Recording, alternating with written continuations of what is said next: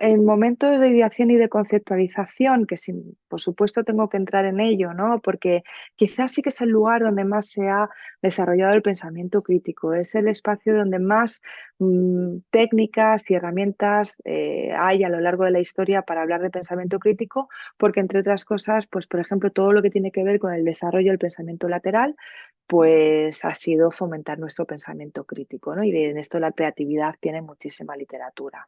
Ahora bien, a mí me gustaría compartir con vosotros y con vosotras dos elementos que considero bastante interesantes a la hora de aplicar pensamiento crítico en sesiones de trabajo, ¿no? Una tiene que ver con las distorsiones cognitivas y la otra tiene que ver con los modelos mentales. Le llamamos distorsiones cognitivas a ciertos mecanismos que existen en nuestra cabeza que nos hacen distorsionar la información con la que trabajamos, ya sea porque hay filtros que distorsionan la información de entrada, ¿no? Es decir, que cuando yo recibo información, cuando recibo ciertos elementos, pues los distorsiono. Y entonces, pues eso hace que la salida, ¿no? Que el output de información, mi opinión, la idea, el argumento, la pregunta, la respuesta que voy a darle a algo, pues también genere cierta distorsión. Y luego están los modelos mentales, que son estas formas que tenemos los seres humanos de intentar explicar el mundo que nos rodea y que muchas veces esas explicaciones pues son demasiado sesgadas y que por tanto nos invitan a tener también respuestas excesivamente sesgadas. En cuanto a las distorsiones cognitivas, a mí me gustaría resaltar dos de ellas. El primero tiene que ver con las generalizaciones, ¿no? Cuando estamos en procesos de diseño, cuando estamos en procesos de ideación, sobre todo, hay una carencia bestial a que la gente sea capaz de tener ideas concretas. O sea, yo me he enfrentado durante muchos años a procesos de ideación con mis clientes en los que las ideas son súper vagas, son súper abstractas, son súper conceptuales. O sea, la gente no dedica más de una palabra a definir una idea, sobre todo cuando le das un post-it, ya sea en formato físico o en formato digital, le pides que sean ideas concretas, que escriban frases completas, ¿no? Todo este tipo de cosas. Y es que la gente hace caso omiso a estos temas. Yo no sé si es porque tiene unas lagunas mentales impresionantes, pues bien porque no tiene vocabulario, porque no lo enriquece, porque no lee o porque son vagos a la hora de tener ideas, pero se basan las ideas en generalizaciones. Y el problema de la generalización es que luego es muy difícil concretar atributos de producto, de servicio o de desarrollo concreto de una solución. Te tienes que pasar no sé cuánto tiempo alineándote con todos los departamentos y con todas las personas, queriendo definir exactamente a qué le llamábamos no sé qué cosa, pues porque en el momento de la ideación fuimos generalistas y no buscamos la precisión y la concreción extrema, ¿no? Entonces, mucho del ejercicio del pensamiento crítico en procesos de ideación tiene que ver con evitar las generalizaciones. Otra cosa interesante también cuando estamos en procesos de ideación, nosotros en el pensamiento crítico no lo hemos introducido al inicio, pero forma parte.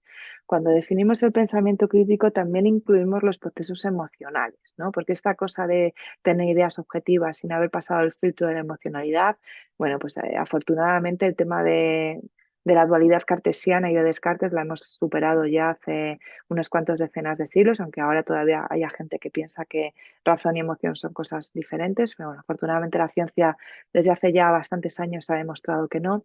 Y la inclusión de los estados emocionales en los procesos creativos es muy interesante tenerla muy bien verbalizada y muy bien trabajada con técnica de ideación basada en emoción.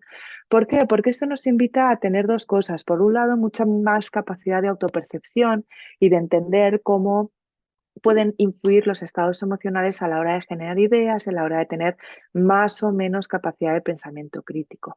Y por supuesto, la autopercepción nos lleva a la honestidad, nos lleva a contestar de manera clara y concisa las preguntas de si creo en ello, por qué siempre quería en ello, por ejemplo, las valoraciones del impacto, de la honestidad o de la percepción o de los supuestos que tenemos respecto a las ideas que consideramos válidas, ¿no?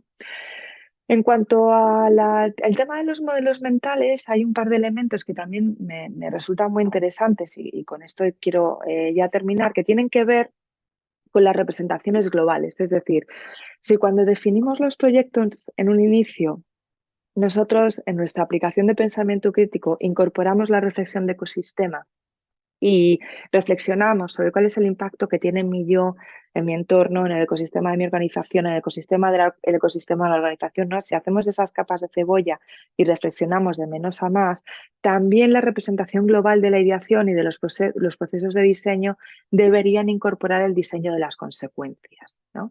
Esto que siempre hemos denominado durante mucho tiempo el diseño del legado, el diseño del largo plazo, ¿no? De ir un poquito más allá en cuando aplicamos estos cambios en nuestra metodología de diseño, cuando aplicamos estos cambios en producto, cuando aplicamos estos cambios que va a conllevar cambios en la organización, cuáles van a ser las consecuencias de la aplicación de todos estos campos, ¿no?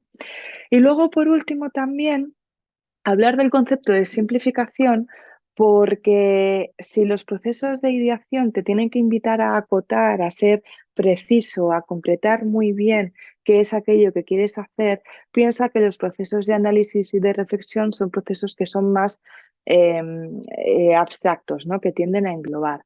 Entonces, cuando hablamos de simplificación en los modelos mentales, de lo que venimos a hablar es que para poder aplicar el pensamiento crítico en un proceso de ideación, tienes que tener en cuenta o muy claro cuándo tienes que ser muy preciso a la hora de verbalizar cosas, cuándo tienes que utilizar palabras muy concretas, cuándo tienes que ser muy exacto, decir en el quién, el cómo, el para qué, el dónde, cuándo, cómo, y cuándo te puedes permitir en tus argumentaciones, en tus verbalizaciones, ser mucho más abstracto, ser mucho más conceptual y digamos que tener un modelo mental pues un poquito más generalista,